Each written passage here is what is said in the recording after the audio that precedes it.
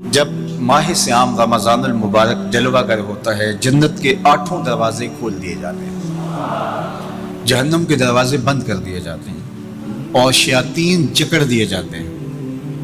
اللہ جل شانہ اس موسم رحمت میں خاص عنایات اپنے بندوں پہ فرماتا ہے۔ ایک نفل ادا کرنے سے فرض ادا کرنے کا ثواب ملتا ہے اور ایک فرض ادا کرنے سے 70 فرائض ادا کرنے کا ثواب ملتا ہے۔ اسی طرح راہ خدا میں 1 روپیہ دو گے تو 70 روپے خرچ کرنے کا ثواب ملے گا۔ اسی طرح باقی نیکیاں بھی جتنی بھی ہم کرتے ہیں وہ ایک نیکی کریں گے تو 70 گنا اجر ماہ سیام میں ہمیں نصیب ہوتا ہے۔ اس لیے اہل ایمان کا یہ طریقہ ہے کہ وہ اس مہینے میں کثرت کے ساتھ تلاوت کرتے ہیں، کیونکہ ایک مرتبہ اگر قرآن مجید پڑھ لیا تو 70 مرتبہ قرآن مجید پڑھنے کا ثواب نصیب ہوا۔ ماہ سیام میں چونکہ شیطان بندہ ہوا ہوتا ہے تو ہم اپنے آپ کو نیکی کی طرف اگر لانا چاہیں تو اتنی رکاوٹیں نہیں ہوتی جتنی عام دنوں میں ہوتی ہیں، لیکن اس کے باوجود بہت سارے لوگ ہیں جو رات کو بڑا پکا ارادہ کر کے سوتے ہیں کہ میں صبح وقت پہ اٹھوں گا اور نوافل بھی پڑھوں گا اور نماز بھی ادا کروں گا، لیکن جب صبح ہوتی ہے تو انہیں یا تو جاگ نہیں آتی یا نیند سے بیدار ہو جاتے ہیں، بستر سے اٹھا نہیں جاتا۔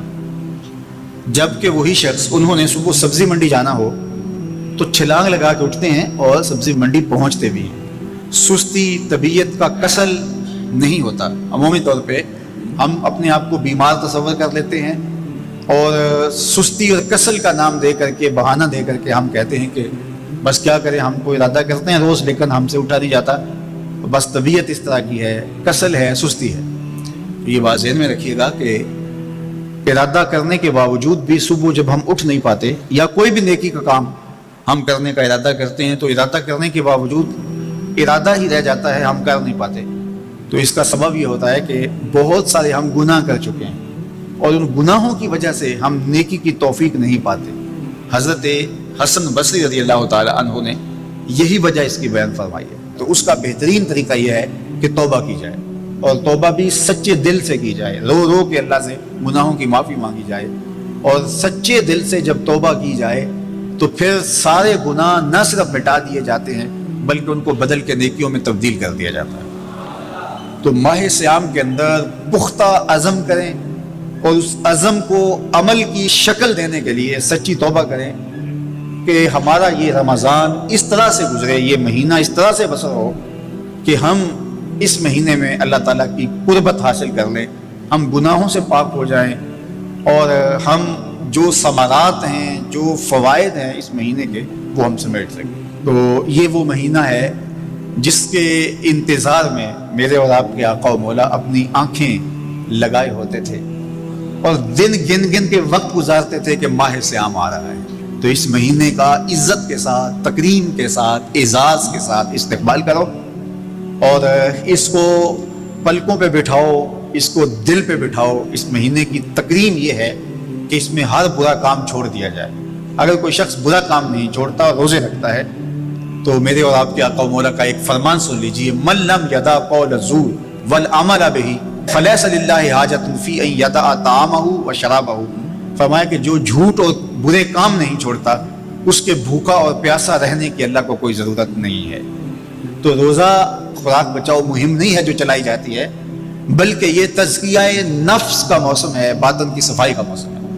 اور باطن کی صفائی نہیں ہوتی جب تک ہم کوشش کریں۔ آپ کے بدن پہ بہت ساری میل چڑھی ہوئی ہے اور جمی ہوئی ہے بدن کے ایک ایک عضو پہ میل، تو آپ پانی میں چھلانگ لگا کے باہر بھی آ جاتے ہیں تو میل نہیں اترتی۔ چلو کچھ نہ کچھ فرق تو ضرور پڑ جاتا ہے لیکن میل نہیں اترے گی۔ میل کب اترے گی؟ جب آپ اپنے بدن کو مل مل کے اس کے اوپر صابن لگا کر کے اچھی طرح سے اس کو جب اتاریں گے محنت کوشش سے تو پھر آپ کا بدن مہک جائے گا، ہلکا پھلکا ہو جائے گا، میل اتر جائے گی۔ یہ موسم رحمت ہے، اللہ کی رحمتوں کا می برسے گا، اس سے کچھ نہ کچھ فائدہ تو ہوگا ہی، لیکن حقیقی فائدہ وہی حاصل کرے گا جو اپنے گناہوں کو مل مل کے دھوئے گا اور اپنے آپ کو صاف کرنے کی کوشش کرے گا۔ تو اپنے من کے میل اتارنے ہیں، اپنے باطن کے میل اتارنے ہیں، اپنے اعمال کی درستگی کی کوشش کرنی ہے۔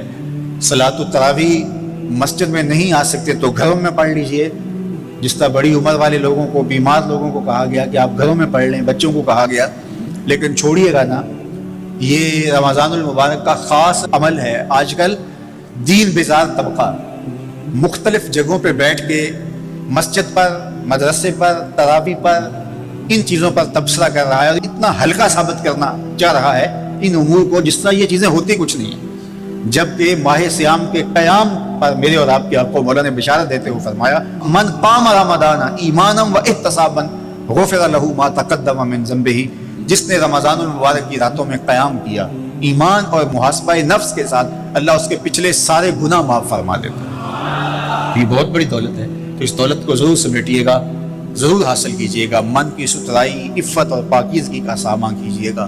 اللہ آپ سب کو اپنی امان میں، اپنی حفاظتوں کے حصار میں رکھے.